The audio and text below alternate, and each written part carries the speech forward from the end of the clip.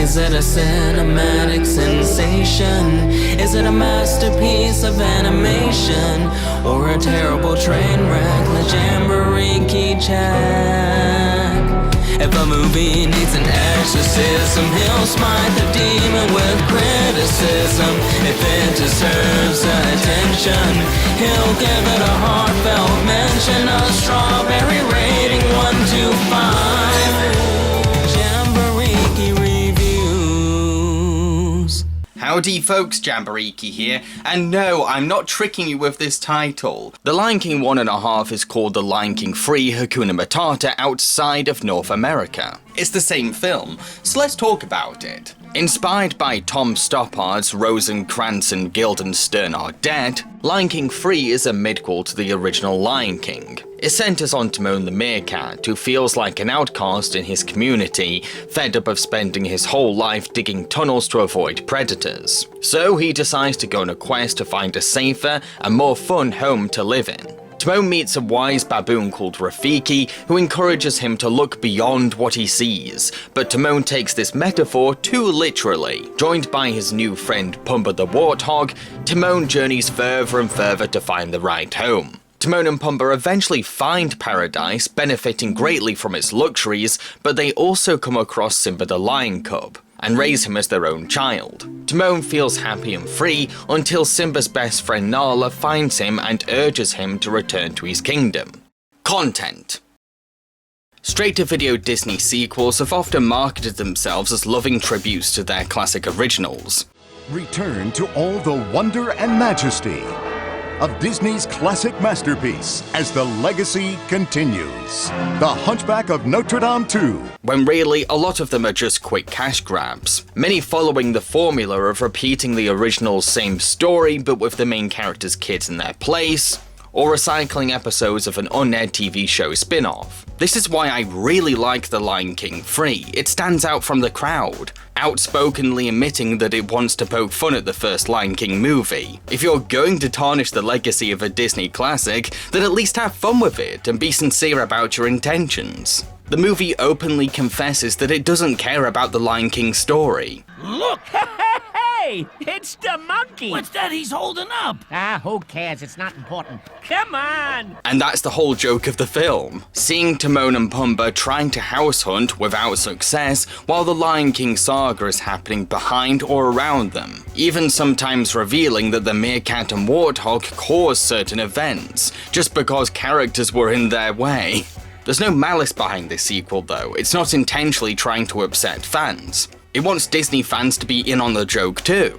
I mean, I love The Lion King, but I have enough of a sense of humour to enjoy seeing it being made fun of too. As soon as the film begins, it makes itself blatantly clear that it's not meant to be taken too seriously, with a really funny parody reference to the first film. Look out to the horizon, past the trees, over the grasslands.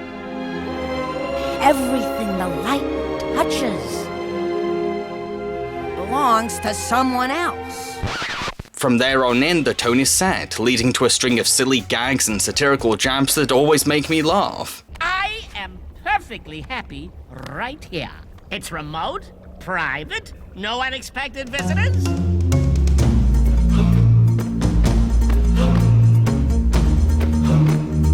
Something tells me this ain't the traveling company of Riverdales.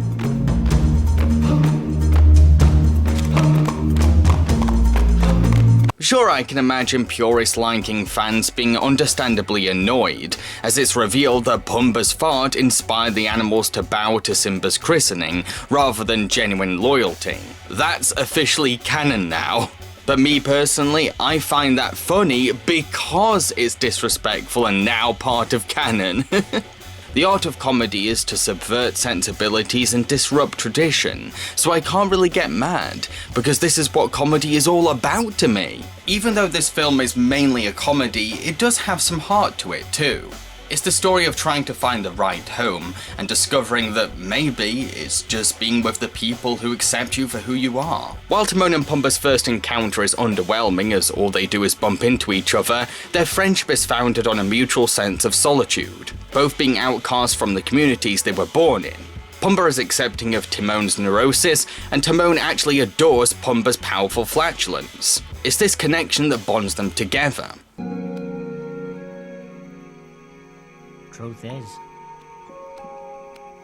I'm all alone too.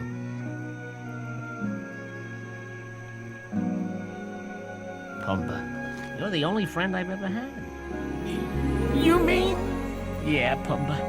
And friends stick together to the end. There's also a focus on Timon and Pumbaa's parental relationship with Simba, and while the first film never alluded to a family dynamic between these three, framing them more as buddies, it's still awesome seeing same-sex parents in a Disney film.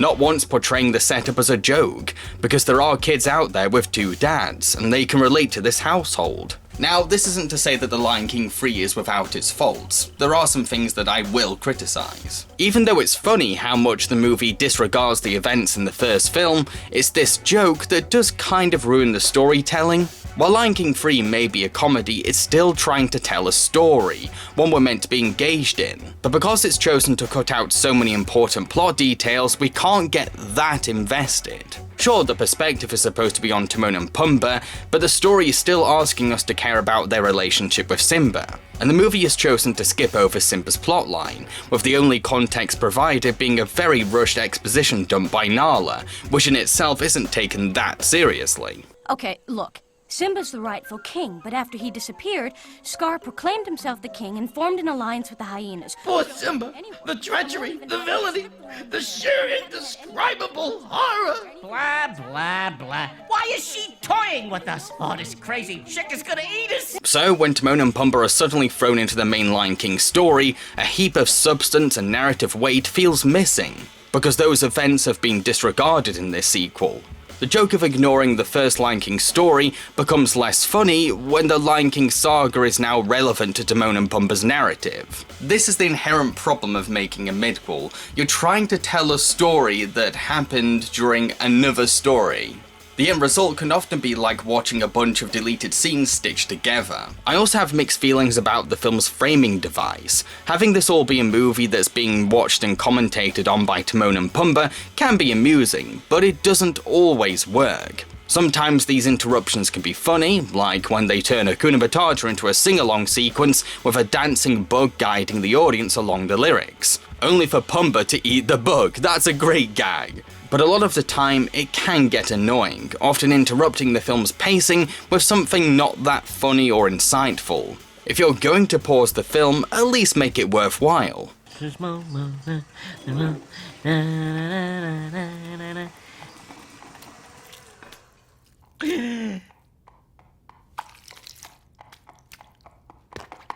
Okay, I got the jumbo so we could share. Were you just picking your nose? No, I had an itch on the inside. Although it is fun seeing a load of Disney cameos in the cinema screening at the end of the film, asking the audience to work out which silhouette represents who. I'm going to give 4 points to the content. Characters. Timon was born into a community that refuses to accept him, denouncing his creativity as problematic and refusing to let him bring his own talents to meerkat culture. His character arc is kind of a play on the whole I want more than this unhappy life motive that Disney animated films are known for. I want to be where we don't have to dig tunnels and live with our heads stuck in the sand. What's so bad about dreaming of a better home? Turning what should be a fantastical journey of self-discovery into a stressful house-hunting search. A life problem that I totally resonate with as someone who has moved from home to home since graduating. He's also doing all this under the assumption that Rafiki's deep metaphor is meant to be a literal instruction, which is hilarious and totally fitting of Timon's character. Oh, wait a second. It's coming to me. It's either that slug I ate or I'm having an epiphany. I'm going to the big pointy rock! While Timon can be selfish sometimes, I don't think he means to be. He spent his whole life being pampered by his mother, his only friend, so he's bound to be spoiled and lack social etiquette. He does show a softer side sometimes, as you can tell that he's masking a deep-rooted sense of loneliness. So I guess I'll just be going.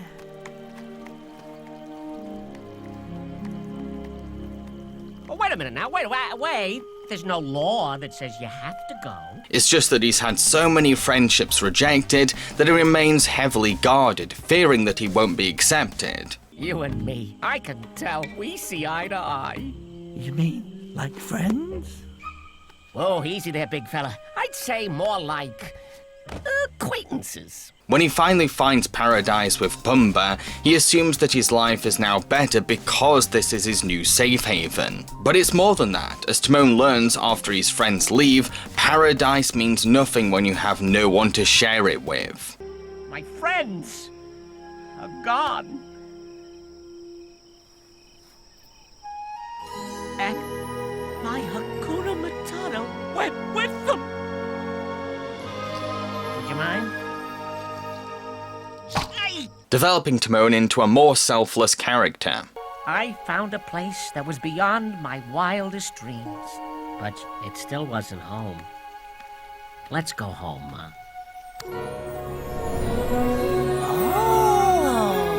Pumbaa's place in this film's story is disappointingly downplayed, as this is a very Timon-centric film, even though Pumbaa is just as important as Timon in the Lion King story. Despite this, Pumbaa still makes for great company. He's just so laid back, never getting upset at small details or taking things to heart. He's a chubby teddy bear with a lot of love to give, because he's never felt love himself, coming from a community that runs away from him. I just adore this scene where Pumbaa makes him and Timon a bed.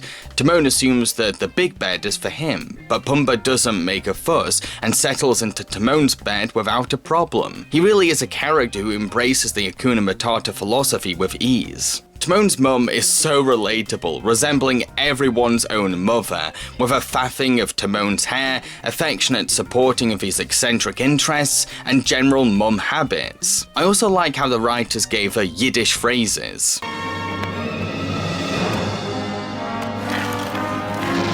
Get in here! What are you, I'm a sugar nut? It really fits Timon's family, with each member being voiced by a Jewish actor. She is a bit too clingy of Timon, but only because he's such a vulnerable guy and not fitting into meerkat society very well. When Timon is ready to leave though, his mum finds the courage to let him go, because she does want him to be happy. I'll be okay. Oh, I know you will. You will. Uncle Max is a grouchy old man, understandably fed up of giving Timon chances to help the meerkat community. But despite his grumpy mood, he is very proud of being a meerkat and takes traditions very seriously. I liked his passion for his culture. What do we do if we see a hyena? Scream, Mommy! That's right, mister, because the world out there is fraught with danger. He also provides some of the funniest moments because of his snap-fire, neurotic jokes. We're food for other animals, a movable feast, feared by no one and eaten by all. But when they die, they become the grass. And we eat the grass, right? Not exactly. We can't digest grass. We're grass intolerant. Plus, he does eventually accept Timon once he sees what his nephew can do when in charge. Simba's character arc is intensely downplayed in this film, so he is kind of a flatter character here, but it's still cute seeing him bond with Timon and Pumbaa, from turning to them for comfort after having a bad dream, which acts as a subtle nod to his internal conflicts, to simply relaxing with them in a jacuzzi, demonstrating his newfound following of Hakuna Matata. We also finally get to see Simba as a teenager in a comical snail-eating contest between him and Timon, which concludes with Timon facing the truth that his little lion cub is growing up. It makes sense that a film about the first movie's comic relief sidekicks features the villain's minions as the main antagonists. Shenzi, Banzai, and Ed are their usual funny, silly selves, but are much bigger threats here because they're up against smaller animals than lions. I do like that the hyenas are personal villains for Timon too. These are the menaces who have been tormenting his fellow meerkats, and he let his community down when he didn't alert them about the hyenas coming. So it's awesome how the finale requires Timon to use his background in breaking tunnels, the very thing that the meerkats shamed him for, to defeat the hyenas, thus redeeming himself by taking advantage of something many consider to be his greatest weakness. Rafiki is once again reprising his wise old sage role. I do love how it's revealed that he was responsible for teaching Hakuna Matata to Timon. It expands Rafiki's role beyond royal duty. He genuinely wants to help all animals. I do also like how he goes to visit Timon's mother to let her know about Timon's spiritual journey, showing that he does care about the families of those he helps too. Even if his mum is annoyed that the baboon told a metaphor to the naive Timon. I'm going to give 4 points to the characters. Animation. For a straight-to-video film, Lion King 3 has pretty good animation, looking rather smooth, refined and expressive for something low budget. There's plenty of experimental shots that play with the camera too, adding rich dimension to the cinematography. The comedic character animation is often superb, from Timon's growing stress over house hunting, to Pumbaa's struggle to hold in his flatulence at Simba's ceremony. The animation really embraces the fact that this is a film centered on 2 Disney comic relief sidekicks. However, the animation never reaches the same ambition as the original Lion King. While this is a comedy, jokes could have been far funnier if the movie tried harder to emulate the very film it's spoofing and parodying. I get that these classic Lion King moments are supposed to be background fodder for the most part, but a little more cinematic flair would have sold a few jokes more. I can tell that corners have been cut, which doesn't always work when the humour is based on mocking a film with breathtaking imagery and grandiose spectacle. I'm going to give 4 points to the animation. Voice acting. Nathan Lane's nasally voice and Brooklyn accent really adds to Timon's neurotic personality. It may not be the most pleasant sounding voice for a lead character, but it fits nonetheless. Beyond what you see. Beyond what you see.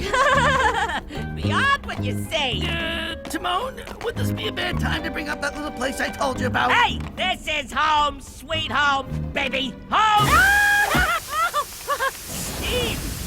Steam is good. Ernie Sabella brings an affectionate timber voice to Pumbaa, which really suits a big gentle warthog. Hey! Look, Timon! Buzzards! What do you say? One more round? Oh, sure, there must be some part of me we haven't injured yet.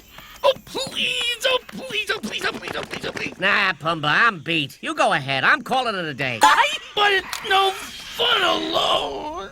Julie Kavner, who is best known for voicing Marge Simpson on The Simpsons, is so perfect as Timon's mum. She really knows how to capture the cadences of a loving mother. Oh, sweetie. I'm never gonna fit in here. Nobody even likes me. Sure they do, honey. Sure they do. Besides you, Ma.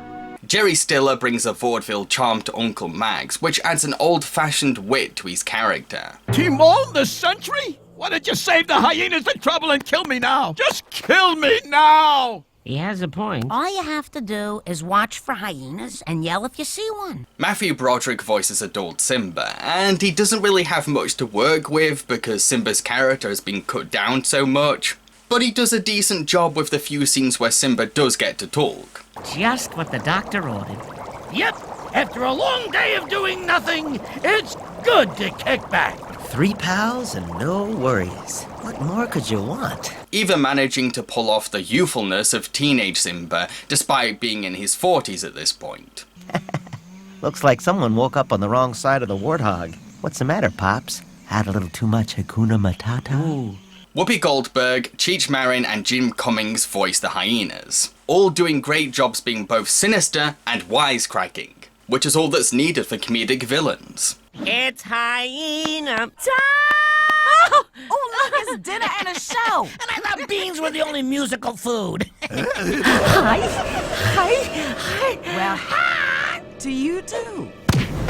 Robert Gillen plays Rafiki, once again being terrifically laid back and cheeky as the wise old monkey. A life without worry.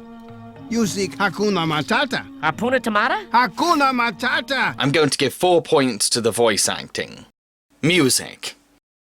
The original music score for this film, which was composed by Don Harper, is a decent effort for a straight-to-video film. It does a good job supporting the beats of the comedy without getting too silly or annoying, knowing when silence can help a joke land or create an awkward pause. What are there, acquaintance? I'm Timon Pumbaa! No, really. There's also some nice compositions for the more sentimental moments too. Sweet pieces that show that the film isn't entirely cynical.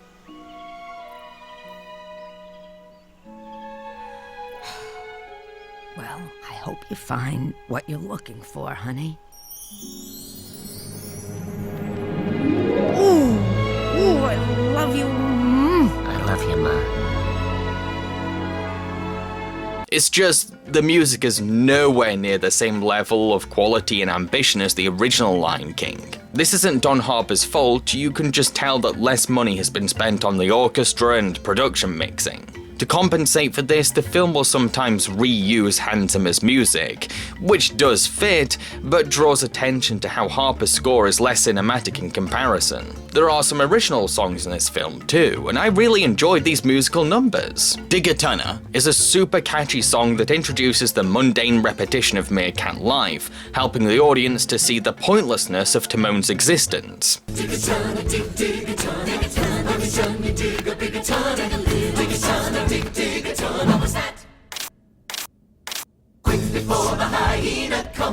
That's All I Need is a take on the I Want More Than This type of song that Disney animated films open with, being much livelier than most musical numbers in this category. A fun soul jazz song with elements of calypso and 60s pop that really captures the zany character of Timon and the wild dreams he has. That's all I need. That's all I need. I've always been good at running away. Well, now I'm gonna run to show. Whoa. Fun fact, this song was originally intended for the first film under the title of Warthog Rhapsody, but it was replaced with Hakuna Matata. Nice to see this song going to good use, even if it is a rewrite. Songs from the original Lion King are sampled here and there too, most notably Can You Feel the Love Tonight, which becomes a whole scene about Timon and Pumbaa trying to split Simba and Nala up. It's actually my least favourite scene in the whole movie though, because it's rather mean-spirited and goes against the innocence of these characters. I'm going to give 4 points to the music. As a retelling of the first film, The Lion King 3 is choppy and less ambitious, but as an irreverent sabotage of the original, it's really fun. There's something almost punk about it, especially for a straight-to-video Disney sequel. But it's also got heart to it, with its touching themes of family, home, and friendship. I know a lot of people don't like it, mainly because it sets out to mock a beloved classic, but me personally, I think it's a refreshing take on the Disney sequel formula.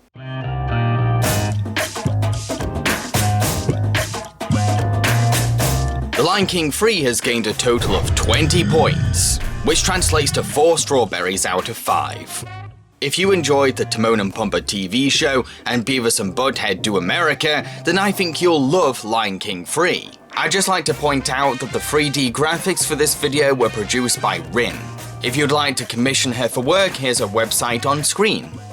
I've been Jambareeqi and I hope that you enjoyed this review. If you did, then feel free to like, subscribe and share. Also, please consider supporting me through my Patreon by making a monthly pledge in return for awesome rewards. Thank you. So, what am I going to be reviewing in the next episode of Jambareeqi Reviews? Well, I want to review another sequel. Cheerio, folks.